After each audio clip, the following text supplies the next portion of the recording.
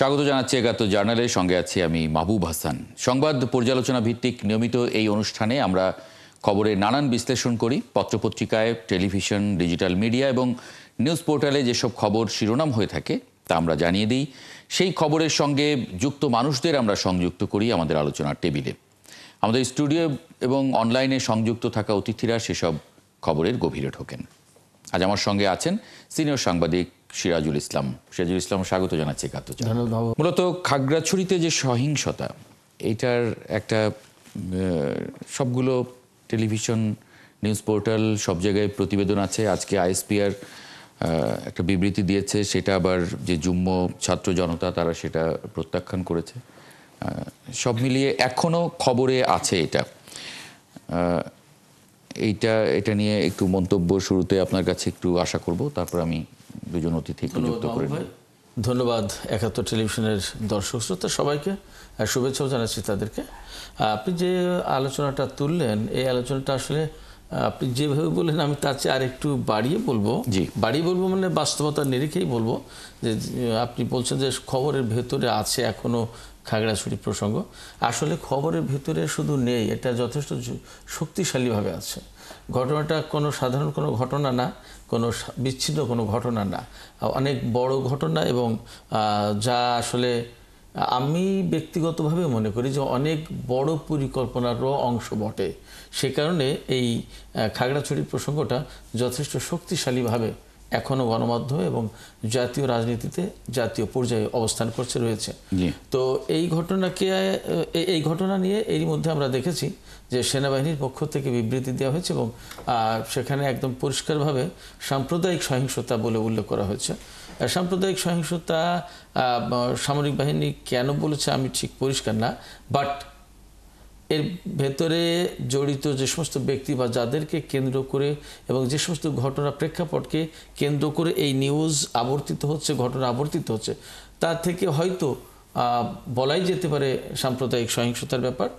আর সবচেয়ে বড় কথা হচ্ছে কি, যে খাগড়াছড়িতে যে ঘটনাগুলো ঘটছে বা যা ঘটেছে এই কয়েকদিনে, অথবা ৫ই আগস্ট ২০২৪ সালের ৫ই আগস্ট দেশে যে রাজনৈতিক পরিবর্তন হয়েছে, এই পরিবর্তনের পরে যে সমস্ত ঘটনাগুলো ঘটেছে তার সাথে এই ঘটনার বা ঘটনা প্রবাহের কিন্তু আসলে একটা যোগসাজশ আছে, মিল আছে, যোগসূত্র আছে। আমরা বহুবারই দেখেছি রাজনৈতিক দলগুলোর পক্ষ থেকে, আমাদের সংবাদকর্মীদের পক্ষ থেকে, এমনকি সামরিক বাহিনীর পক্ষ থেকে বিভিন্ন সময় এরকম কথা বলা হয়েছে যে পাহাড়কে কেন্দ্র করে নানা রকমের চক্রান্ত, ষড়যন্ত্র এবং নানা রকমের কূটকৌশল আশঙ্কা হচ্ছে, আশ্রয় নেওয়া হচ্ছে। এবং আপনি জেনে থাকবেন বা নিশ্চয়ই খেয়াল থাকার কথা আপনার, আমরা গত কয়েক মাস আগে থেকে দেখে আসছি যে সেনাবাহিনীর পানির গাড়ি আটকে দিয়েছে, পাহাড়িরা পানি সাপ্লাই বন্ধ করে দিয়েছে। আমাদের যে মোবাইল টেলিফোনের যে নেটওয়ার্ক, যে সমস্ত ডিস্ট্রিবিউশন সেন্টার বা যে ইয়েগুলো আপনার টাওয়ারগুলো, এইগুলো অনেক সময় ভেঙে দিয়েছে, চাঁদাবাজি করে, এরকম অনেকগুলো নানা ধরনের এই সমস্ত ঘটনা থেকে একটা কথা মোটামুটি মোটা থেকে সব জায়গা থেকে এসছে যে এই ঘটনার সাথে পার্শ্ববর্তী দেশ বা প্রতিবেশী দেশ কারোর ইন্ধন যোগসাজশ থাকছে রয়েছে এবং এর সাথে পাহাড়ের কোনো লোক বা কোনো সংগঠন যুক্ত হয়ে দেশের ভেতরে একটা অস্থিতিশীল পরিস্থিতি, সেরকম তো পলিটিক্যাল অনেক নেতারাও এই ধরনের মন্তব্য করছেন। আপনি যে আশঙ্কার কথা বললেন সেটা নিয়ে একটু আলোচনাটা এগিয়ে নিয়ে যেতে চাই। আমাদের সঙ্গে এই মুহূর্তে যুক্ত হচ্ছেন বিএনপির ভাইস চেয়ারম্যান জনাব শামসুজ্জামান দুদু এবং ব্যারিস্টার ASM শাহরিয়ার কবির, আইনজীবী, সুপ্রিম কোর্ট। আপনাদের স্বাগত জানাচ্ছি ৭১ জার্নালে। শুরুতে শামসুজ্জামান দুদু, আপনার একটু মন্তব্য আশা করব এবং সঙ্গে যদি আমি একটু সম্পূরক একটা প্রশ্ন জুড়ে দিই যে আজকে রুহুল কবির রিজভী আহমেদ বলেছেন যে পাহাড়ের হঠাৎ অশান্তি মানুষকে ভাবিয়ে তুলেছে, এটি কোনো বিচ্ছিন্ন ঘটনা নয়, বরং এর পেছনে মাস্টার প্ল্যান রয়েছে বলে তার মন্তব্য। কি ধরনের মাস্টার প্ল্যান বলে তিনি আসলে মনে করেন আপনারা? ধন্যবাদ আপনাকে। সঙ্গে আজকে স্টুডিও সম্মানিত সাংবাদিক বন্ধু, এবং যারা দর্শক শ্রোতা এই অনুষ্ঠান দেখছেন তাদেরকে শুভেচ্ছা। আমার কথা কি শোনা যায়? জি, শুনতে পাচ্ছি, থ্যাংক ইউ, ভালো শুনছি আমরা। আসলে সম্প্রতি খাগড়াছড়ি সেখানে একটি কিশোরীর উপরে যে নৃশংসতা দেখানো হয়েছে, ধর্ষণ করা হয়েছে, সেটা একারে ফৌজদারি আইনের একটি ঘটনা। তাৎক্ষণিকভাবে যদি এই বিষয়টি কর্তৃপক্ষ বা আইন প্রয়োগকারী সংস্থা তাদের নিয়ন্ত্রণে নিতে, তাহলে বোধহয় এই ধরনের ঘটনা মানে এখন যে ঘটনাগুলো সংঘটিত হচ্ছে, ঘটনার পরে সম্ভবত কয়েকজন প্রাণহানিরও হয়েছে। তো আমার কাছে মনে হয় এটা যে খুব অতি সম্প্রতি ঘটনা হলো, আগে কখনো ঘটেনি ওইসব অঞ্চলে, তেমন না। এমনকি বাংলাদেশের অনেক অঞ্চলে এই ধরনের ঘটনা আপনি যদি খেয়াল করেন তাহলে আপনি দেখতেন। আমার কাছে যে ঘটনাটা মনে হয়েছে যে পার্বত্য অঞ্চল খুবই স্পর্শকাতর একটি, সেখানে চাকমা, মারমা এবং যেসব বাংলাদেশেরা আছে তাদের অনেক দাবি দাবা আছে, তাদের অনেক নিজস্ব বক্তব্য আছে। সেগুলো সরকার এসেছে, সরকার গেছে, সবাই চেষ্টা করেছে তাদের মতো করে এটা মোকাবেলা, কিন্তু কোনো না কোনো সমস্যা থেকে গেছে। আমার কাছে মনে হয়েছে ওখানকার কয়েকটি রাজনৈতিক দল মানে আমাদের পার্বত্য অঞ্চলের বন্ধুদের, তারা তাদের মতো করে এই বিষয়গুলো দেখার চেষ্টা করছে। এমনও একটা সময় ছিল জনসংহতি সমিতি বা মানে সেই সময় তারা সশস্ত্র উপায়ে এই অঞ্চলটাকে তারা নিজেদের অঞ্চল হিসাবে নেওয়ার চেষ্টা করছে।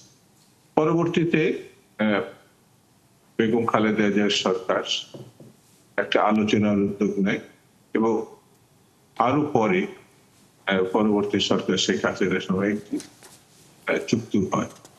কিন্তু এত কিছু হওয়ার পর বিবাদমান যে পরিস্থিতি হয়তো কোনো কোনো ক্ষেত্রে স্বস্তি বয়ে এনেছে, কিন্তু অধিকাংশ ক্ষেত্রে আবার সেগুলো প্রবাহিত হচ্ছে।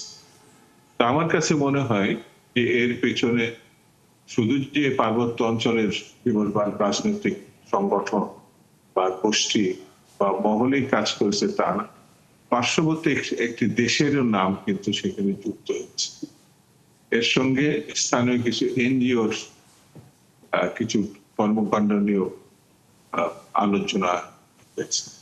সেই কারণে আমার কাছে মনে হয়েছে যে সরকার যদি এইটা মীমাংসা চায়, তাহলে বাংলাদেশের সকল রাজনৈতিক দল, গোষ্ঠী, মহল ঠিক তেমনি সেই অঞ্চলের বিবদমান রাজনৈতিক দল, গোষ্ঠী, সম্প্রদায়, বিভিন্ন সম্প্রদায় মানুষের সঙ্গে খোলামেলা আলোচনা হওয়া হচ্ছে।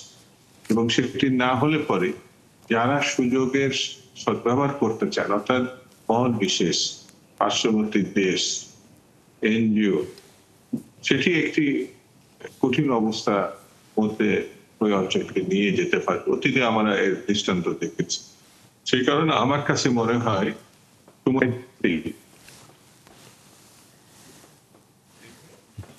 জি জি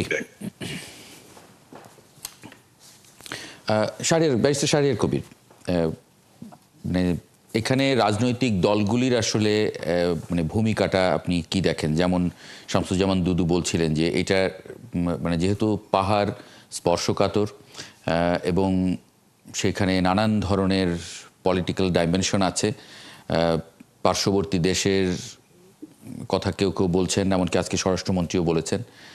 সে এমনকি জামায়াতে ইসলামের নায়েবে আমির সম্প্রতি মন্তব্য করেছিলেন যে জামায়াত ক্ষমতায় এলে ভারতের হামলার যে আশঙ্কার কথা অনেকে বলেন, আমি বলছি এবং দোয়া করছি এরা যেন ঢুকে পড়ে, তখন আমাদের 50 লাখ যুবক ভারতের বিরুদ্ধে যুদ্ধ করবে। এবং সেটা নিয়ে আজকে রুহুল কবির রিজভী আহমেদ মন্তব্য করেছেন যে ভারতের সঙ্গে যুদ্ধের ঘোষণার পেছনে জামায়াতের অন্য কোনো উদ্দেশ্য রয়েছে। আপনি একটু যদি সার্বিকভাবে আমাদেরকে একটু বলেন বিষয়টা নিয়ে। সম্মানিত সাংবাদিক ভাই উপস্থিত আছেন এবং উপস্থিত আমার সিনিয়র ভাই দুদু ভাই এবং দর্শক শ্রোতা ৭১ টিভির আসসালামু আলাইকুম রহমতুল্লাহ। বিনয়ের সাথে দুদু ভাই যে কথা বললেন যে একটি মেয়ের রেপ থেকে আজকের এই অবস্থা, এটাতে আমি মত পার্থক্য করছি। আমার একটা কথা মনে আছে, তখন আমরা 4 কি 5 এর ছাত্র। তখন সাবেক প্রধানমন্ত্রী কাজী জাফর আহমেদ এসেছিলেন আমার বাসায়। তো ওখানে অনেকেই বসেছিল, কথা প্রসঙ্গে বলতেছেন যে জিয়া রহমানের মৃত্যুর কারণ কি। এখন আমার স্পষ্ট সে কথা মনে আছে। উনি বলছেন জিয়া রহমানকে হত্যার পিছনে 2টা কারণ। একটা হচ্ছে তালপট্টি দ্বীপ, যেটা ইন্ডিয়া দখল করতে চেয়েছিল, জিয়াউর রহমান সেটা দখল করতে দেননি। আর একটা হচ্ছে শহীদ রাষ্ট্রপতি জিয়াউর রহমানের ফরসাইটনেস। তিনি পাহাড়ি বাঙালি ভাই ভাই এই কথাটি এস্টাবলিশ করেছিলেন এবং এই পাহাড়ে আমাদের বহু বাঙালি তারা সহ অবস্থানে যাতে জীবনযাপন করতে পারে তার ব্যবস্থা করেছিলেন। কেন? যাতে কোনোদিন এই ধরনের হুমকি না আসে যে এই অঞ্চলটাকে কেউ তাদের আবাসস্থল হিসাবে ঘোষণা করতে পারে। আপনি একটা জিনিস খেয়াল করেন, গত 15 বছর এই 96 সালে তথাকথিত শান্তি চুক্তির পর থেকে 15 বছর কিন্তু আমরা কোনো স্লোগান দেখিনি পাহাড়কে বিচ্ছিন্ন করার, যেটা গত 3 মাসে দেখতেছি। কেন? আমাদের যখন একটা ইলেকশন আসতেছে, আমাদের এখানে কোন দল জয়লাভ করবেন কি করবেন না, এতে তো ইন্ডিয়ার মাথা ব্যথা হওয়ার কারণ না। ইন্ডিয়া কেন একটা পার্টিকুলার দলকে এক্সট্রিমিস্ট দল বানাতে চাচ্ছে? এবং এই যে আজকে পাহাড়ে যে অশান্তি, যে স্লোগান, এটা দুদু ভাই মনে থাকার কথা যে 740টা মিলিটারি ক্যাম্প ছিল, গত 15 বছরে সেই ক্যাম্পের সংখ্যা কমিয়ে নিয়ে এসছে 60টা। Just think about it. আজকে 760টা থেকে কমিয়ে 740টা থেকে কমিয়ে নিয়ে এসে মাত্র 60টা মিলিটারি ক্যাম্প আছে। আমাদের কক্সবাজারকে মানে ফুল ফ্লেজেড একটা ক্যান্টনমেন্ট করার কথা ছিল, সেটা করা হয়নি। এবং আজকে যে আপনি দেখলেন উপদেশটা, ওনারা কোনো সোর্স থেকে না পাইলে সরাসরি কারো দিকে আঙ্গুল দেয় না। আমরা কিন্তু মায়ানমারের কথা বলছি না, আমরা বলতেছি আমাদের পার্শ্ববর্তী একটা বৃহৎ দেশ যে আমার দেশকে অস্থিতিশীল করতে চায়। তো এই অস্থিতিশীলতায় একটা মেয়েকে রেপ করা একটা ঘটনা থেকে 3 জন লোক মারা যাবেন, এটাতে এই যে আমাদের বাংলাদেশ সেনাবাহিনী বলেছেন সাম্প্রদায়িক সহিংসতা। এই সাম্প্রদায়িকতা কিন্তু হিন্দু মুসলমানের না, এই বাঙালি এবং পাহাড়িকে দিয়ে যে সহিংসতা করা হচ্ছে, যে সাম্প্রদায়িক দাঙ্গার সৃষ্টি করা হচ্ছে, এটা কার উস্কানিতে? কারণ আমরা তো 96 সালে শান্তি চুক্তি করে ফেলে দিলাম, ওনারা অস্ত্র সারেন্ডার করে ফেলে দিলেন। আমরা ওখানে সবাই যে রামুতে যাওয়া, খাগড়াছড়িতে যাওয়া, এই সমস্ত জায়গায় বাঙালিরা যে কি করতেছিলেন, ট্যুরিজম থেকে শুরু করে সব কিছু করতে পারছিলেন। আজকে হঠাৎ করে আওয়ামী লীগ চলে যাওয়ার পরে আমাদের ইলেকশনের সামনে একটা দেশের যদি ষড়যন্ত্র না হয়, তাহলে এরা অস্ত্র পাচ্ছে কোথায় থেকে? আজকে তো এরা বার্মার আরাকান আর্মি এসে আমাদের সাথে কোনো সমস্যা হচ্ছে না, তাহলে সমস্যাটা হচ্ছে ইন্ডিয়ার। এবং ইন্ডিয়া আমাদের দেশে স্টেবিলিটি চায় না বলে এই পাহাড়কে এখন শেষ হাতিয়ার হিসাবে ইউজ করতেছে। তিনি দেশে আওয়ামী লীগকে এস্টাবলিশ করতে পারেননি, অতএব আমাদের ইলেকশনটা যাতে ভণ্ডুল হয়ে যায়, যাতে বাংলাদেশ জামাতে ইসলামের যে মানে ধারণা করা হচ্ছে তারা খুব ভালো করবেন ইলেকশনে, একটা প্রতিযোগিতামূলক ফেয়ার ইলেকশন হবে, এই পরিস্থিতি যাতে তৈরি না হয় সেজন্য সুপরিকল্পিতভাবে ভারত এই কাজ করতে যাচ্ছে। এবং এখানে আমাদের সবার, এই যে দুদু ভাই বলে রাজনৈতিক দলগুলো, দেখেন রাজনৈতিক দলগুলো সবাই মিলে প্রস্তাব করছেন এবং এটা প্রধান উপদেষ্টাকে বলছেন টেকনাফে আমাদের একটা আর্মি ফুল ফ্লেজেড ক্যাম্প করা দরকার, কক্সবাজারে একটি আর্মি ক্যাম্পকে রামুর সাথে সাথে আরো শক্তিশালী করা দরকার। কারণ এই বিচ্ছিন্নতাকে এই সময় কেউ হাতিয়ার করে আমার দেশের সার্বভৌমত্ব ছিনিয়ে নিতে যদি যায়, তাহলে আমাদের গণতন্ত্র বাধাগ্রস্ত হবে এবং সেখানে সমস্ত আমাদের যে মানে চিন্তা ভাবনাকে আরেকদিকে ডাইভার্ট করে নিয়ে যাবে। সো সেই ক্ষেত্রে মনে হয় আমাদের সবার একমত হয়ে এটার বিষয়ে এখন আলোচনা করাটা জরুরি। এক্স্যাক্টলি, মানে রাজনৈতিক মানে পাহাড়ের বিষয়ে কিভাবে আসলে দেখছে সেটা নিয়ে একটা বিরতির পরে একটু আলোচনা করব। আমাদের সঙ্গে যুক্ত হয়েছেন এনসিপির যুগ্ম মহাসচিব এস.এম. সাইফ মুস্তাফিজ।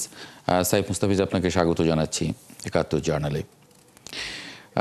দর্শক, এই পর্যায়ে একটু রুহুল কবির রিজভী আহমেদের একটা মন্তব্য আছে আমাদের হাতে, আমরা একটু তার মন্তব্যটা শুনে নেই আলোচনার স্বার্থে, সুবিধা হবে। ভারতের ইন্ধনে বা ফ্যাসিস্টদের ইন্ধনে এই ঘটনাটা ঘটাচ্ছে, তা আমরা এটা যেন ঘটাতে না পারে এই জন্য আমরা আমাদের সর্বাত্মক ব্যবস্থা নিচ্ছি। এবং আমাদের যে উপদেষ্টা মানে প্রদীপ ভাই, আমাদের পার্বত্য চট্টগ্রামের যে উপদেষ্টা, উনি ওই জায়গায় আছেন, উনি এই জিনিসটাও দেখতেছেন। উনি আইন শৃঙ্খলা বাহিনী এবং লোকাল লিডারদের সাথে কথা বলছেন। এখন পরিস্থিতি মোটামুটি সন্তোষজনক অবস্থায় আছে। তো আপনারা জানেন কিছু সন্ত্রাসী পাহাড়ের উপরে থেকে তারা ফায়ার করছে। কোনো চক্র জড়িত আছে, দেশ বিরোধী যে সমস্ত কর্মকাণ্ড বা যে ধরনের কোনো মাস্টার প্ল্যান থেকে থাকে, অশুভ পরিকল্পনা থেকে থাকে, আমাদের প্রত্যেককে সেটা ব্যর্থ করতে হবে। আমার কাছে তো মনে হচ্ছে একটা ভয়ঙ্কর নীলনকশার মধ্যে তারা রয়েছেন। আপনি আমিও এই টার্মটা শুনিনি, কি হিন্দ যে শব্দটা বলছেন, হ্যাঁ, গাজ্জাতুল, হ্যাঁ, গাজ্জাতুল হিন্দ, এই যে নতুন টার্মিনোলজি নিয়ে এসে আপনি তো একটা মানে কি আগ্রাসনের পথ তৈরি করার মানে আপনি পথ সুগম করে দিচ্ছেন। জি, শামসুজ্জামান দুদু, মানে আপনার কাছে যদি একটু জানতে চাই যে এই রুহুল কবির রিজভী যে নীল নকশা বা মাস্টার প্ল্যানের কথা বললেন, সেই মাস্টার প্ল্যানের আশঙ্কা আপনিও করেছেন। আপনার আগের বক্তব্যের সময় বলছিলেন যে সেখানে অনেকগুলো পলিটিক্যাল মানে মুভমেন্ট আছে, সেটা পাহাড়িদের আছে, বাঙালিদের আছে, স্থানীয় আছে, লোকাল পলিটিক্যাল নানান ইকুয়েশন আছে। সেই জায়গায় তো আমরা তো জানি যে পাহাড়ের ওই 3 পার্বত্য অঞ্চলে বিএনপিরও অনেক বড় সংগঠন আছে। সেই জায়গায় আসলে মানে বিএনপি কি করেছে আসলে এই ধরনের পরিস্থিতি এড়ানোর জন্য বা মানুষকে সঙ্গে নিয়ে যুক্ত করার জন্য? শামসুজ্জামান দুদু।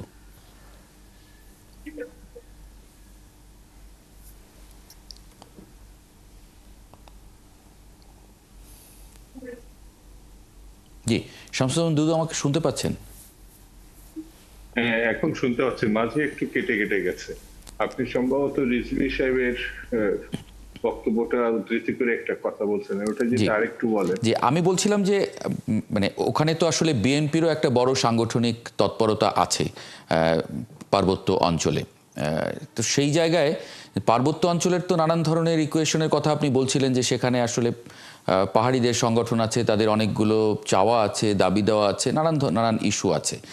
সেই জায়গা থেকে মানে পলিটিক্যাল পার্টিগুলো কি আসলে মানে এক করে নিতে সবাইকে ব্যর্থ হলো? পলিটিক্যাল পার্টির ভিতরে আবার নানামুখী ঘটনা আছে আমি যতটুকু জানি। বিশেষ করে ওখানে চাকমা আছে, মারমা আছে, বিভিন্ন জাতিগোষ্ঠীর মানুষ আছেন। জি, আছে। তাদেরও নিজস্ব কিছু ভাবনা আছে, এই ভাবনা থেকে তারা কাজ করে। এখানে কিন্তু আরেকটি বিষয় আমরা যদি নজরে নিয়ে আসি, সেটি হচ্ছে আমাদের পতিত স্বৈরতন্ত্রের যে শাসক শেখ হাসিনা কিন্তু এখন ভারতে আছে। তার সামর্থ্য নিয়ে আমরা মনে করি সে পালিয়ে গেছে, কিন্তু তার হাতে বিপুল অর্থ আছে, যেটা লুটেরা অর্থ, ব্যাংক থেকে বা সাধারণ মানুষের টাকা সে পাচার করেছে এবং নিয়ে গেছে। তার হাতে প্রচুর বৈধ অবৈধ অস্ত্র আছে, যে অস্ত্র সে তার কর্মীদেরকে দিয়েছিল বিভিন্ন লাইসেন্সের মধ্যে দিয়ে, তার সংখ্যা কম না। এই অর্থ এবং অস্ত্র কিন্তু আমি যতটুকু জানি জি, যে সরকার খুব একটা বেশি উদ্ধার করতে পারে নাই। হ্যাঁ, মানে কিন্তু রুহুল কবির রিজভী কিন্তু আশঙ্কা করেছেন যে জামায়াত ইসলামীর যে নায়েবে আমিরের একটা বক্তব্য ঘিরে তিনি যে গাজওয়াতুল হিন্দ বা এই পুরো হিন্দুস্তান দখল করার যে আইডিওলজি সেটাকে সামনে এনেছেন। সেখানেও তিনি বলেছেন যে একটা নীল নকশা জামায়াত কি করছে সেটাও নজরে রাখা দরকার বা মন্তব্য তিনি বলেছেন।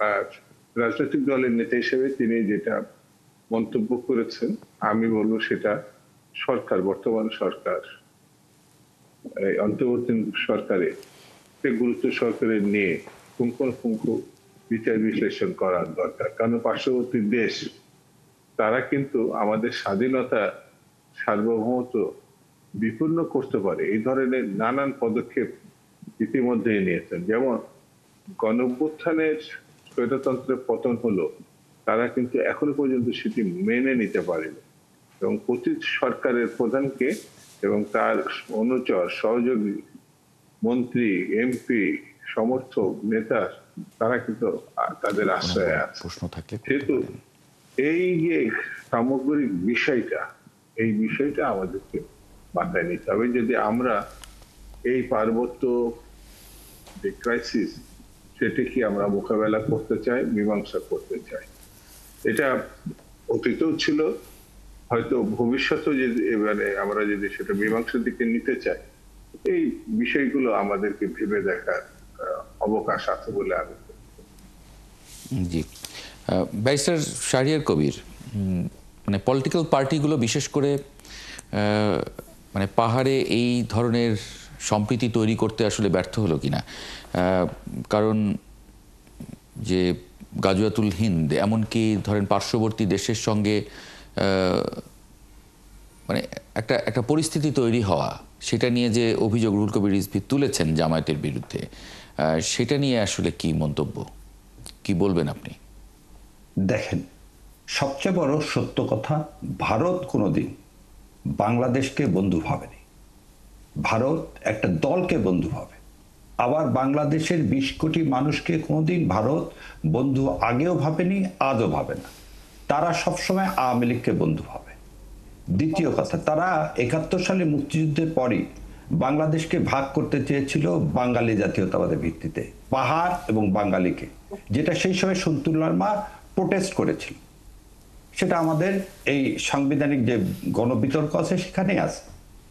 এটা শহীদ জিয়াউর রহমান প্রথম বাংলাদেশি জাতীয়তাবাদের নামে এই এক জায়গায় নিয়ে আসলেন এবং সেই জন্যই ইন্ডিয়ার পরামর্শেই কিন্তু শহীদ জিয়াউর রহমানকে হত্যা করা হয়।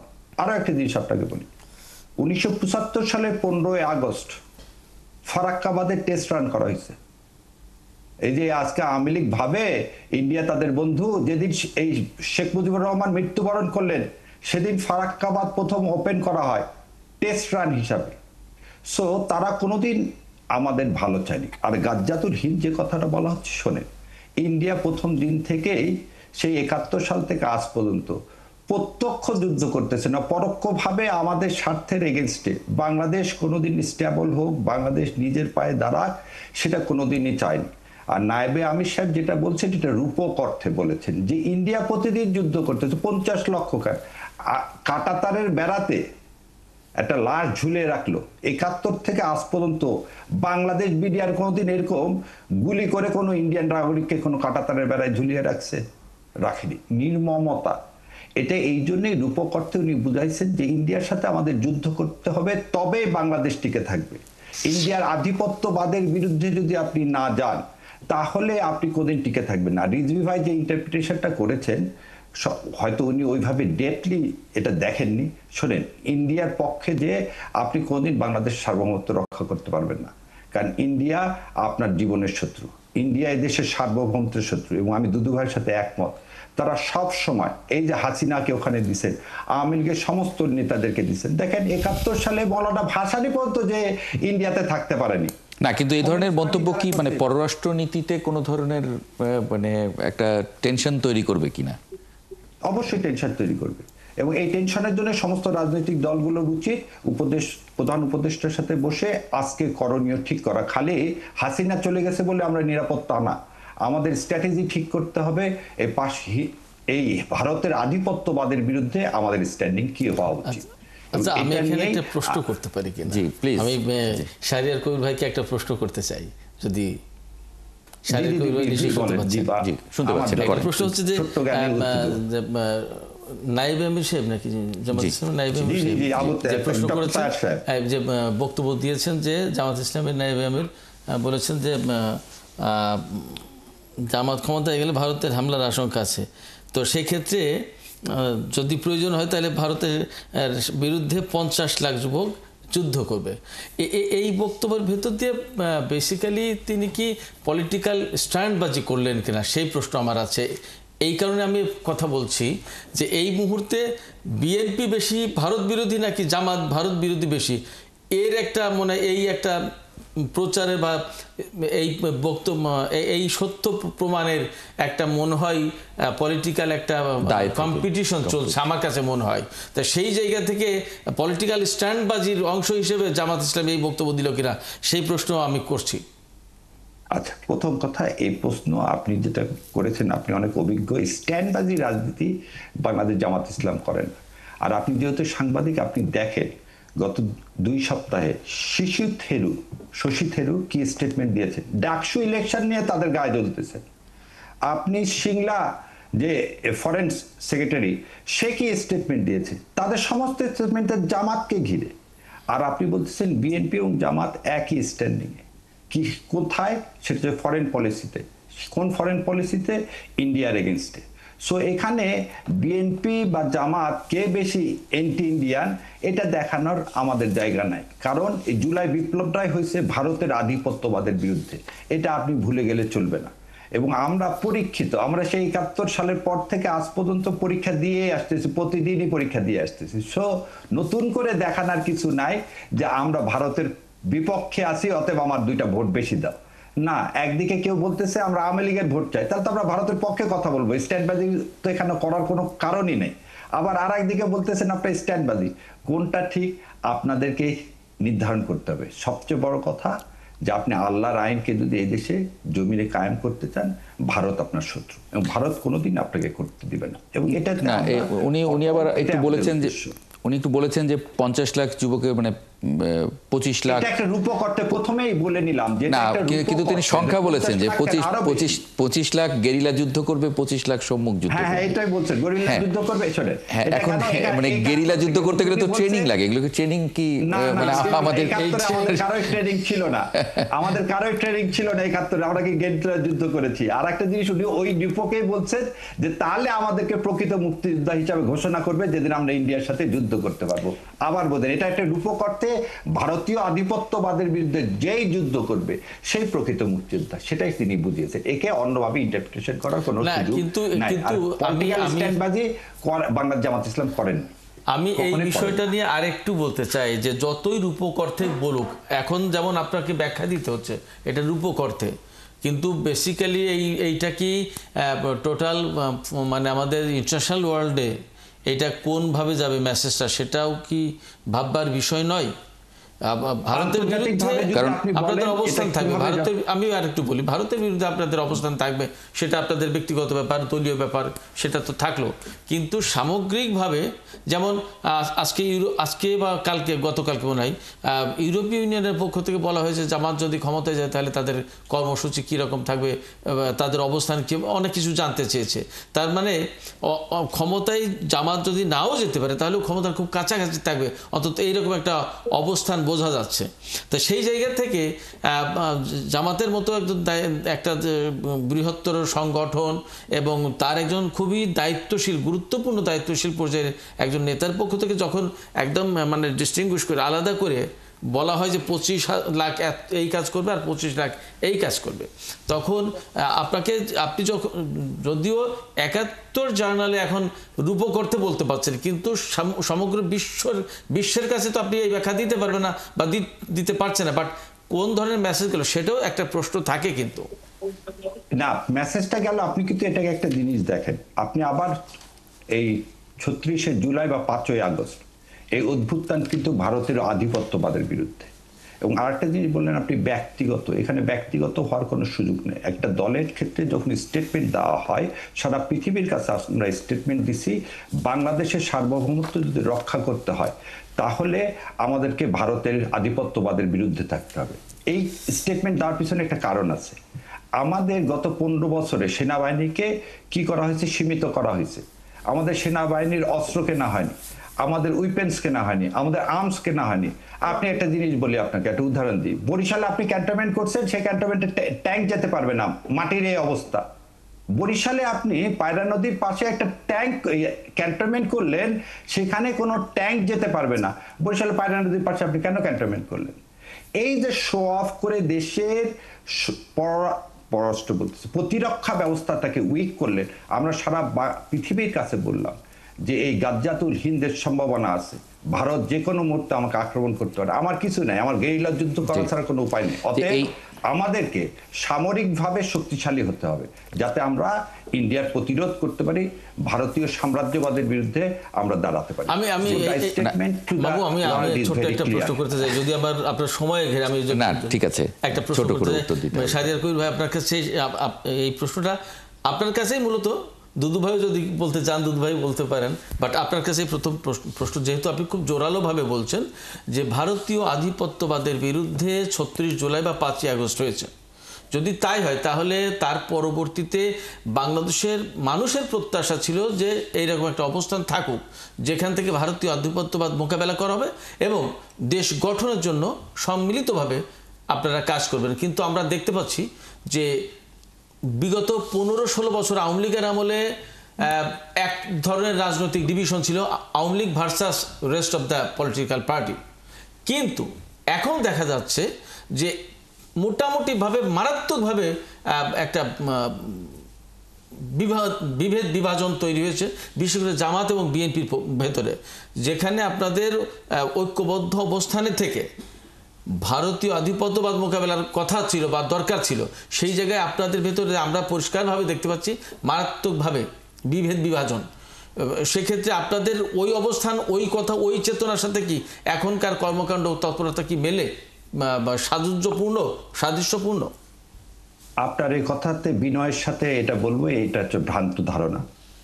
বাংলাদেশ জামাত ইসলাম এবং বিএনপির সাথে আক্ষরিক অর্থে আমাদের যদি কোনো রকম শত্রুতাম থাকতো, কোনো বিভেদ থাকতো, পলিটিক্যালি মানুষের আলাদা হতে পারে মত, কিন্তু দেখেন আমরা ঐক্যমত কমিশনে গিয়ে আমরা একসাথে এক জায়গায় রাজি হচ্ছি। আপনি বাংলাদেশ জামাত ইসলামের আমির অসুস্থ হয়েছে, তাকে দেখতে যাওয়ার জন্য বেগম খালেদা জিয়ার লোক পাঠাচ্ছেন। মহাসচিব সাহেব অসুস্থ হয়েছেন, সঙ্গে সঙ্গে জামাত ইসলামের থেকে লোক গেছেন। বাংলাদেশ জামাত ইসলামের আমির লন্ডনে গিয়ে তারেক রহমানের সাথে মিটিং করতেছেন। প্রতিদিন আপনি খবরের কাগজ দেখলেন, হ্যাঁ পলিটিক্যাল অনেক স্টেটমেন্ট দেওয়া হয়, আবার বিএনপিকে নিজের মানে পক্ষে, বিএনপির ঐক্যমত্য কমিশনে যাতে বিএনপি আপনাদের কথা মেনে নেয় সেটা করার জন্য রাস্তায় আন্দোলনও কিন্তু আমরা দেখেছি, কর্মসূচি করতে দেখেছি। আপনাকে একটু আগে বললাম রাজনৈতিক ডিসিশন আলাদা আর সহিংসতা অবস্থান আলাদা। সহ অবস্থান কে ভোটে জিততে চাবে না বলেন? বিএনপিও চাবে, জামাত ইসলামও চাবে। তার মানে এটা ভোটের, তাহলে বিএনপি কিন্তু এটা নিয়ে বলেছে যে আপনারা ভোটের ক্যাম্পেইনও করছেন, আবার চাইছেন যে এটা না হলে পিয়ার না হলে ভোট যাব না। বিএনপি এই অভিযোগ তো করেছে, তার মানে এই আন্দোলনটা ভোটের ক্যাম্পেইনের জন্য। হ্যাঁ না, আপনি দেখেন 96 সালে কি করলাম, বললাম তত্ত্বাবধায়ক দিতে হবে, আবার ইলেকশনেরও চাইলাম। তো দুইটা প্যারালাল আওয়ামী লীগ, এবং সেই সময় দেখেন আওয়ামী লীগ কি করছে, তত্ত্বাবধায়ক ব্যবস্থা হয়েছে, 3 মাসের মধ্যে কিন্তু ইলেকশন হয়েছে, এবং সেই তাহলে আপনাকে তার মানে এটা পরিষ্কার যে জামাত ইসলামের এই আন্দোলন হচ্ছে, জামাত ইসলামের আন্দোলন হচ্ছে আসলে রাস্তায় গিয়ে মানুষের কাছে যাওয়া, ভোট চাওয়ার জন্য। না, আমরা কেন বলতেছি দেখেন, নির্বাচন ব্যবস্থার মাধ্যমে নির্বাচন করবেন না প্রফেশনাল নির্বাচন ব্যবস্থা করবেন, যেটা 97 শামসুজ্জামান দুদুর কাছে আমার অতিথি সিরাজুল ইসলামের একটা প্রশ্ন ছিল, ওই প্রশ্নের উত্তরটা একটু নেই। শামসুজ্জামান দুদু। ইসলাম সাহেব যেটা বলেছেন তার বলার মধ্যে, আমি যদি ইচ্ছা করি তো যদি ইচ্ছা করি বলতে পারি, নাও বলতে পারি।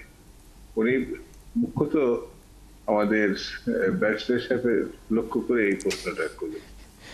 হ্যাঁ, মানে এখানে বিএনপি থেকে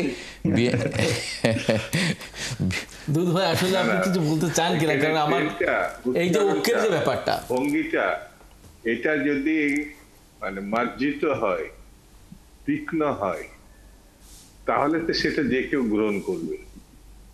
আমি তো ওই রকম দল করি না, যদি মনে করার একটা পার্টি। তো এই জিনিসটা এইভাবে উচ্চারিত হওয়ার পরে তো সেটা আলোচনা করার কোনো গুরুত্বই তো থাকে না। কিসের জন্য আলোচনা করবে? উনি যাকে উদ্দেশ্য নিয়ে বলেছেন উনি অ্যান্সার করেছেন। অন্য কোনো প্রশ্ন যদি থাকে তাহলে আমাকে করতে পারে, কোনো অসুবিধা নেই। জি, সিরাজুল ইসলাম, কোনো প্রশ্ন যদি দুদু ভাইকে থাকে। দুদু ভাইয়ের কাছে আমার এই প্রশ্ন, পিয়ার পদ্ধতির আলোচনা যেহেতু একটু এসেই গেছে এবং এই পলিটিক্যাল সেগমেন্টটা আমি এইখানে দুদু ভাইয়ের মতামতটা জানতে চাই। আমি ব্যক্তিগতভাবে মনে করি যে বাংলাদেশে পিয়ার পদ্ধতির যে দাবি দাওয়া জানানো হচ্ছে এবং দাবি দাওয়া বর্তমানে যে পর্যায়ে এসে গেছে, বিশেষ করে জামাত ইসলামী বা আদার পার্টি যারা পিয়ার পদ্ধতিতে নির্বাচন আমি চায়। আজকের আলোচনাটা আসলে পিয়ারে একটু গেলে আবার একটু বিস্তৃত হয়ে যাবে। দুধুভাইয়ের মন্তব্যটা জেনে আমি জানতে চাই আসলে দুধুভাইয়ের মতো একজন পলিটিক্যাল ফিগারের কাছ থেকে এইরকম বিষয়ে জানার আসলে ইয়ে আছে। সেক্ষেত্রে আমার প্রশ্নটা হচ্ছে যে যদি পিয়ার পদ্ধতিতে শেষমেশ যে আপনাদের অপোনেন্ট যারা আছে তারা যদি পিয়ার পদ্ধতি না হলে নির্বাচন নাই করে, তাহলে সেক্ষেত্রে নির্বাচন বানচালের কোনো আশঙ্কা আছে কিনা? আপনার কাছে এই প্রশ্নটা, আপনি কি মনে করেন? একেবারেই নাই, একেবারেই নাই। জামাত ইসলাম তাদের রাজনৈতিক কর্মসূচি হিসাবে তারা পিয়ারের কথা বলেছে, কিন্তু সর্বশেষ তাদের বক্তব্য, আমি যতটুকু যদি ভুল না দেখে থাকি পত্র পত্রিকার মধ্য দিয়ে, যে একবারের জন্য হলেও এটি তারা মনে করে হওয়া উচিত। অর্থাৎ এই বক্তব্য থেকে তো এরকম পর্যায়ে আসছে যে এটা না হলে তারা নির্বাচন করবেন না, এটা ঠিক না, এটা তারা মনে করে, এটা তারা বলে। এমনকি উত্তর পেয়ে গেছি মোটামুটি ওই যে এর বক্তব্য আমির জামাত এটা বলছে, election is something different, PR is something different. হ্যাঁ, ইসলামী আন্দোলন তারাও কিন্তু কথাটা বলেছেন যে আমরা নির্বাচন বিরোধী বলে মহলবিশেষ আমাদেরকে চিহ্নিত করতে চাচ্ছে। আমরা কিন্তু পিয়ারের কথা বললো, আমরা নির্বাচনের বাইরে কেউই আসলে থাকতে চাইছেন, নির্বাচনটা চাইছেন। স্বাভাবিক কারণে আমার কাছে যেটা মনে হয়েছে, যে কোনো রাজনৈতিক বক্তব্য তাৎক্ষণিকভাবে গ্রহণ করতে হবে, এই জিনিসটা আমার মনে হয় পরিপক্ষ দল হিসেবে জামাত বা অন্যান্য রাজনৈতিক দল যারা কাজ করছে তারা এটা মনে করে বলে আমার কাছে মনে হয়। তাদের ভাবনাটা তারা সামনে এনেছে, জাতির সামনে উপস্থাপন করেছে, আলোচনা করছে, দেখা যাক কি হয়। আমি ব্যক্তিগতভাবে মনে করি যে পিয়ার বা অন্য কোনো প্রসঙ্গ জাতীয় নির্বাচনকে প্রলম্বিত করবে না, এটা আমার কাছে মনে হয়। ক্লিয়ার।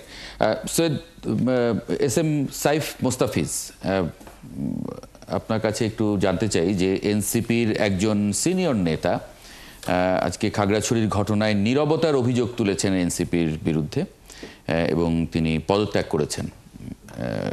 এটা আসলে আপনারা কিভাবে দল হিসেবে এটা ব্যাখ্যা করছেন? কারণ এখানে আপনাদের একজন নেতা, সিনিয়র নেতা আব্দুল হান্নান মাসুদ, তার মিথ্যাচারের প্রতিবাদে অলিক মৃ তিনি পদত্যাগ করলেন।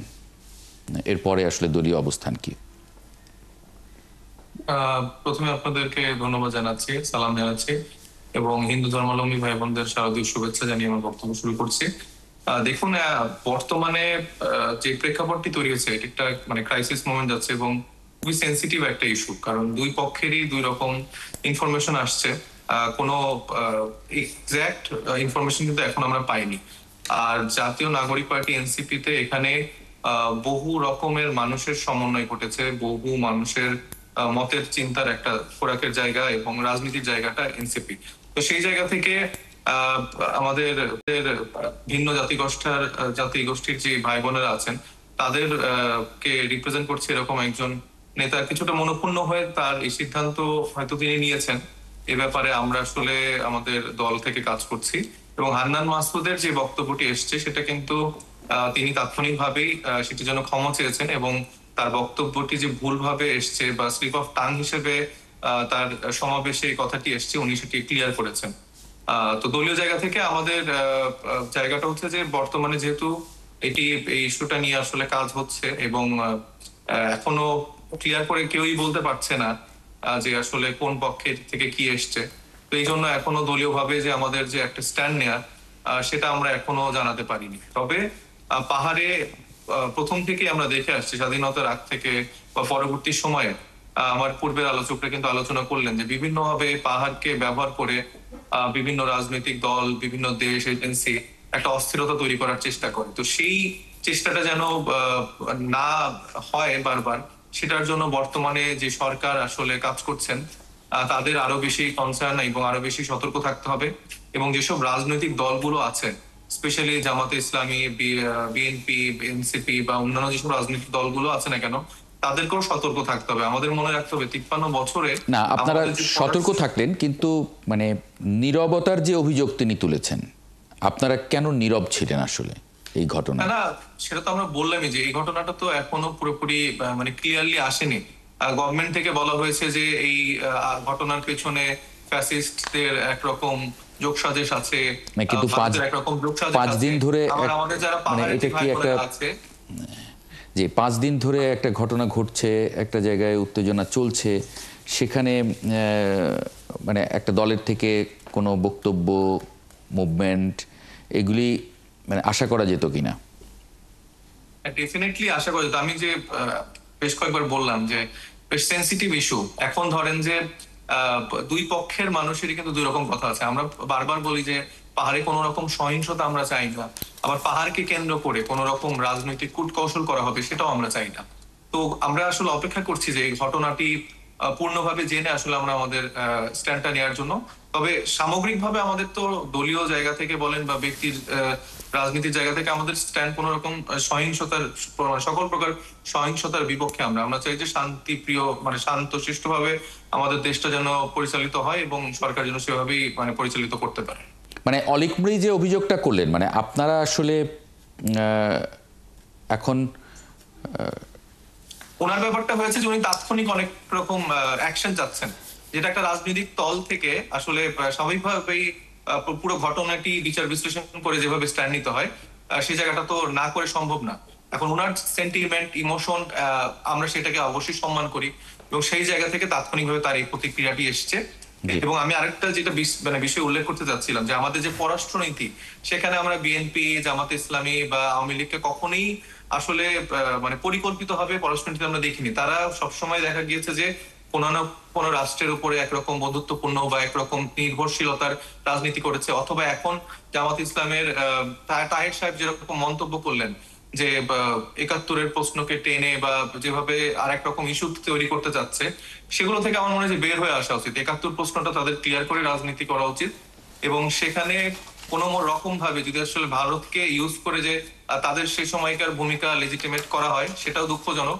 আমি আশা করি যে নতুন দিনে যে রাজনীতি, সেখানে অবশ্যই জামাত ইসলামী ৭১-কে ধারণ করে এবং সে ধারাই আসলে তারা রাজনীতি করতে চায়।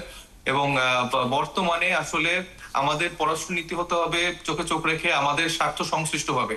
একবারে একটা দেশকে আমরা একদম বিপক্ষের শক্তি বানিয়ে মানে যুদ্ধ ঘোষণা করে দিলাম, এটা বর্তমানে মডার্ন ওয়ার্ল্ডে, সিভিলাইজড ওয়ার্ল্ডে কোন রকম পররাষ্ট্রনীতির জায়গা থেকে আমি মনে করি না পড়ে। তো মানে তার মানে এনসিপি কি ভারতের সঙ্গে চলতে চায়?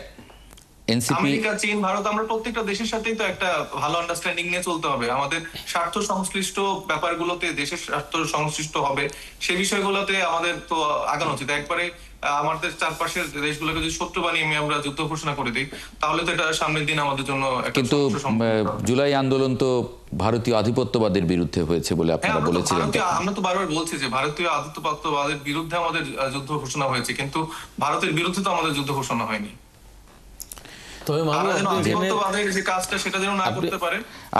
আমাকে একটা বিরতি নিতে বলা হচ্ছে, আমি সেই ব্যাপারগুলো আমাদের রক্ষা করতে হবে। জি, শামসুজ্জামান দুদু এবং barrister S M Shahriar Kabir, আপনাদের দুজনকে ধন্যবাদ জানাচ্ছি যুক্ত হবার জন্য জার্নালে। এস এম সাইফ মুস্তাফিজ, আপনি থাকবেন। এই পর্যায়ে একটু যুক্ত করে নেব সৈয়দ ইবনে রহমতকে, পার্বত্য অঞ্চল বিষয়ক একজন গবেষক, এবং সাইফ মুস্তাফিজ আমাদের সঙ্গে আছেন। সিরাজুল ইসলাম, আপনি সাইফ মুস্তাফিজকে একটা প্রশ্ন করতে চেয়েছিলেন।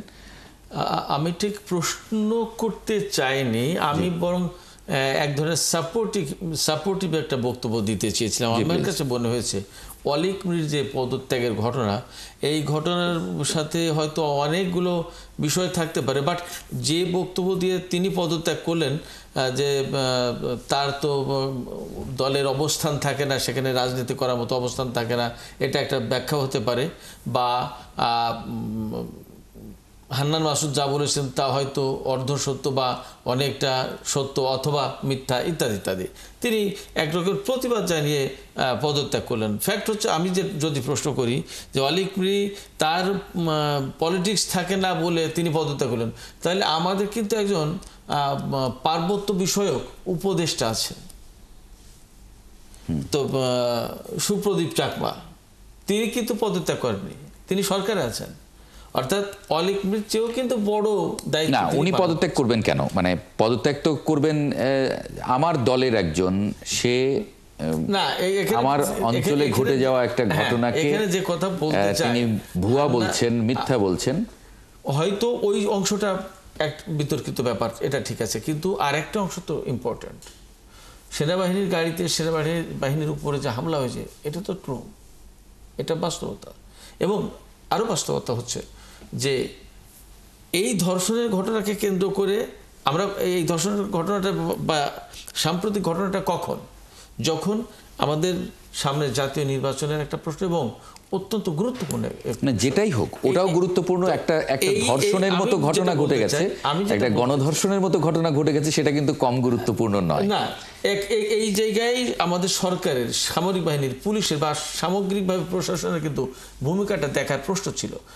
সেখানে এর বিরুদ্ধে ব্যবস্থা নেওয়া হয়েছে, পদক্ষেপ নেওয়া হয়েছে, কিন্তু তারপরে তাকে আটক করে তার বিচারের ব্যবস্থা করা হয়েছে। এবং সব ধরনের, এমন তো নয় যে পুলিশ বা প্রশাসন বা সেনাবাহিনী এই ঘটনার পক্ষে অবস্থান নিয়েছে, তা তো না। ধর্ষকের পক্ষে অবস্থান নিয়েছে, তা তো না। সেনাবাহিনীকে তাহলে তারা প্রতিপক্ষ বানানো কেন? এটা তো প্রশ্ন।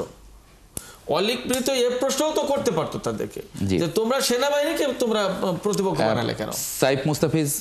সাইফ মুস্তাফিজ, যদি আপনার কোনো আইডিয়া থাকে ওয়ালিদ মিরির সঙ্গে কি কোনো কথা হয়েছে কিনা, বা সিরাজুল ইসলাম যেভাবে বলছিলেন সেগুলোর বিষয়ে। না, আমি তো ব্যাপারটা প্রথমেই ক্লিয়ার করলাম, এবং এই বিষয়ে আমাদের একটি টিম গঠন করে দেওয়া হয়েছে যারা আসলে পুরো বিষয়টি তদন্ত করছে, এবং তারপরে আসলে তারা ব্যাপারটি জানাতে পারবে। তবে আমি মনে করি যে ভাইয়ের কথা কিন্তু উল্লেখ করলেন যে আসলে এখানে অনেক রকম ডাইমেনশন দেখা যাবে। মানে ধর্ষণের একটি ঘটনা, এটা অত্যন্ত নিন্দনীয় এবং কোনোভাবে এটাকে মানে সাধারণ একজন মানুষ হিসেবে এটা সমর্থনযোগ্য কোনো ঘটনা না, এবং এটার তীব্র নিন্দা এবং প্রতিবাদ আমরা আমাদের জায়গা থেকে সবাই জানিয়েছি। এবং আবার এই ঘটনাকে কেন্দ্র করে মানে যে ধর্ষক, মানে তার বিচারের জায়গাটা এখানে নিশ্চিত করার যে ব্যাপারটা, সেখানে আর্মি এবং তাদের যে মুখোমুখি অবস্থান হয়ে যাওয়া এবং সার্বিকভাবে পাহাড়কে যে এরকম অস্থিতিশীল করে পুরো ওই জোনটাকে একরকম অস্থিতিশীল করে ফেলা হলো, সেটা তো আসলে অনেক রকম দুরভিসন্ধি বা অনেক রকম ডাইমেনশন খুঁজে পাওয়া যাচ্ছে। এবং আমাদের পলিটিক্যাল লিডারদের বক্তব্য এবং সেখানকার যারা স্থানীয় কিছু লিডার আছে তাদের বক্তব্যের জায়গাগুলো আপনি যদি দেখেন, সেটা কিন্তু এখনো মানে ধোঁয়াশার মধ্যেই আছে। মানে এক্স্যাক্ট মানে কনক্লুশন কিন্তু টেনে মানে ঘটনার বাস্তবিক জায়গাটা এনে ফেলা যাচ্ছে না।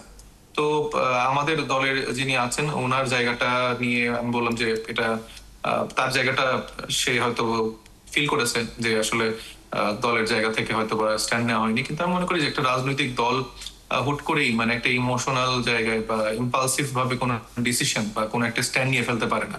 স্বাভাবিকভাবে দুই পক্ষ বা যতগুলো পক্ষ আছে সে মানুষগুলোর ব্যাপারগুলো জেনে তারপর তার একটা ভূমিকা বা তার একটা অবস্থান তারা জানাতে পারে। সে জায়গা থেকে আমরা এই ব্যাপারটি নিয়ে খুবই কনসার্ন এবং আমরা এই ব্যাপারে খুবই সজাগ দৃষ্টিতে আমরা কাজ করে যাচ্ছি। জি, মানে এই পাহাড়ি অঞ্চলে কি আসলে পলিটিক্যাল পার্টিগুলোর কোনো ধরনের ব্যর্থতা দেখেন? দীর্ঘদিন ধরে মানে পাহাড় অশান্ত, আশঙ্কা, মানে সেখানে পলিটিক্যাল পার্টিগুলোর মানে ভূমিকাটা কি একটু অন্যরকম অন্য অঞ্চলের তুলনায়?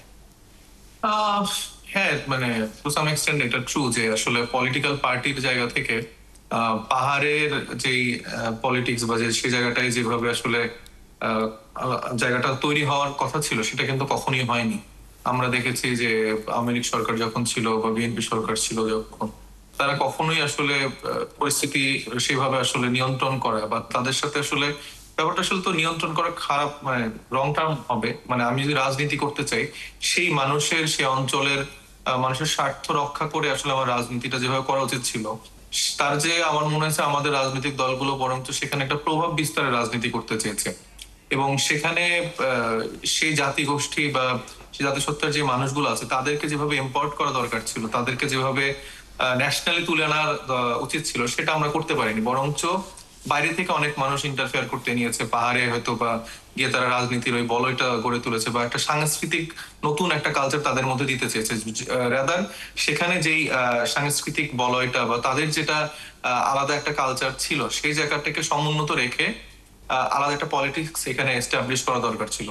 সেটা হয়নি দেখেই বারবার বিভিন্ন জায়গা থেকে বিভিন্ন স্টেক হোল্ডাররা, যাদেরকে আমরা চিন্তা করছি যে হয়তো ভারত বা কোন এজেন্সির হতে পারে, তারা এই সুযোগটা বারবার নিচ্ছে এবং এই সুযোগের সদ্ব্যবহারটা তারা ভালোভাবেই করতে পারছে। এই জন্য পাহাড়কে বারবার অসন্ত করা যায় যে কোনো একটা ইস্যুতে তৈরি করে। সিরাজুল ইসলাম কোনো প্রশ্ন? প্রশ্ন আমি বলবো যে এনসিপি নেতা সাহেব ভাই আমাদের, তিনি যে বক্তব্য দিলেন তিনি তার মতো করে দিয়েছেন, কিন্তু এটা একটা বিষয় খেয়াল রাখতে হবে মাহবুব। আপনি দেখবেন যে পৃথিবীর যে অঞ্চলে এইরকম ছোট নৃগোষ্ঠী বা জাতিগোষ্ঠী আছে তাদেরকে নিয়ে কিন্তু খেলা হয়। যেমন আপনি ইরাকের কুর্দিদের নিয়ে খেলা হয়, ইরানে কুর্দি আছে তাদেরকে নিয়ে খেলা হয়, আপনার কোন কোন এলাকায় এমনকি ইরানের একটা অংশে সুন্নিরা সংখ্যালঘু, সেইখানে তাদের নিয়ে খেলা হয়। আপনার তুরস্কে কুর্দিরা সংখ্যালঘু, তাদের নিয়ে খেলা হয়। সিরিয়ায় কুর্দিরা সংখ্যালঘু, তাদের নিয়ে খেলা হয়। আমাদের বাংলাদেশে পার্বত্য অঞ্চলে এইরকম উপজাতি বা যে নৃগোষ্ঠীর যে জাতিগোষ্ঠী আছে তারা আপাতত একটা অঞ্চলে বসবাস প্রায় বলা যায়, এইরকম বড় অঙ্কে আর কোথাও খুব একটা নেই, অল্প স্বল্প কোথাও কোথাও আছে, বাট পার্বত্য অঞ্চলটা নিয়ে বিশেষভাবে, এবং সেটা সার্টেন একটা এরিয়া। কেন এটার একটা জিওপলিটিক্যাল আসপেক্ট তো আছে, নট অনলি দ্যাট, ইন্টারন্যাশনাল একটা অনেক গুরুত্বপূর্ণ গেম আছে এখানে, যার কারণে আমাদের সাহিব ভাই যে কথা বলছেন পলিটিক্যাল পার্টিগুলো যে ব্যর্থতার যে দিকটা, আসলে এই জায়গায় সফল হওয়াটা খুব সহজ কথা না। এই কারণে বলবো যে আমাদের বাংলাদেশের অর্থনীতি, আমাদের সামরিক সক্ষমতা, পলিটিক্যাল ক্রাইসিস থেকে শুরু করে আরো বহু বিষয় আছে, যে বিষয়গুলোকে যদি আপনি বিবেচনায় নেন তাহলে আন্তর্জাতিক অঙ্গনটাকে যদি তার পাশাপাশি রাখেন, আন্তর্জাতিক গেম এবং আন্তর্জাতিক প্ল্যান, আন্তর্জাতিক স্টেক হোল্ডার, তাদের দর্শন, তাদের চিন্তা, এই সমস্ত বিষয়গুলো যদি আপনি ছোট ছোট করে পাশাপাশি রাখেন তাহলে এই বিষয়টা কিন্তু খুব সহজ না। সরকার, রাজনৈতিক দল, এমনকি সরকারের জন্য সহজ, সেটা তো দেখা যাচ্ছে, সেটা দেখা যাচ্ছে। সেক্ষেত্রে এনসিপির নেতা যা বলছেন এটা আসলে শুধু পলিটিক্যাল পার্টির ব্যর্থতার ব্যাপারটা তা না, আন্তর্জাতিক একটা বিষয় এখানে রয়েছে, সফল হওয়া খুব সহজ কথা। জি, এস এম সাইফ মুস্তাফিজ, অনেক ধন্যবাদ যুক্ত হওয়ার জন্য আমাদের সঙ্গে আজকে ৭১ জার্নালে। জি, আপনি কোনো কিছু যুক্ত করবেন? হ্যাঁ, যে আমি যুক্ত করছি যে ভাই যথার্থ বললো যে খেলাটা যে হয়, মানে ভিন্ন জাতি গোষ্ঠী, তারপরে আমাদের হিন্দু ধর্মাবলম্বী ভাই বোনেরা বা বিভিন্ন সময় এই কমিউনিটি গুলোকে যে খেলাটা হয়, জাতীয় নাগরিক পার্টি এনসিপি খেলাটা বন্ধ করার রাজনীতি করতে এসছে এবং জিও পলিটিক্যাল অ্যাসপেক্ট বলেন, তারপরে আমাদের টোটাল ন্যারেটিভের জায়গাটা যেটা ছিল বিগত সময়, সেটা ভেঙে আসলে আমরা আমাদের রাজনীতিটা করতেছি। এবং ভাই যেটা বলছে যথার্থই বলেছেন, এবং আমরা এগুলো মাথায় রেখে আমাদের কাজগুলো নিয়ে আগাচ্ছি। আপনারা সফল হন। শুভকামনা রইল। এস এম সাইফ মুস্তাফিজ, অনেক ধন্যবাদ যুক্ত হবার জন্য ৭১ জার্নাল।